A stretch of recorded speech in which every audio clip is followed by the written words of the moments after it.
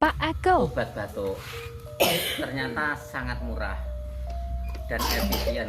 Pertama ini Bantan, ini sama ini untuk obat batuk manjur.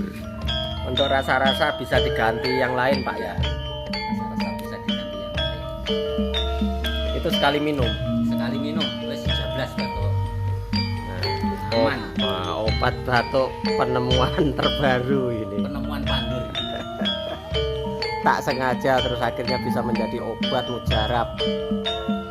Monggo dulur-dulur yang mau mengikuti jejaknya Pak Eko, obat batuk mujarab Fanta putih dicampur dengan rasa-rasa, bisa kuku bima atau ekstra jos.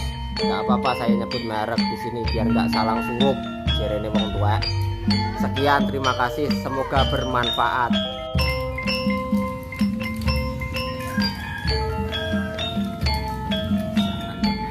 Obat batuk nikmat, batuknya hilang.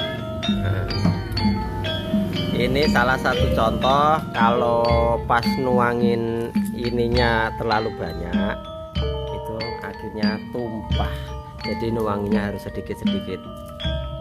Met, jatahmu Met. Inilah tokoh Yamet Kudaci, Yamet Kudaci, Bang Yamet para Kudaci.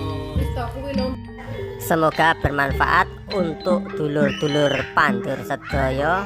Empun kesupen like, subscribe dan komen. Matur suwun.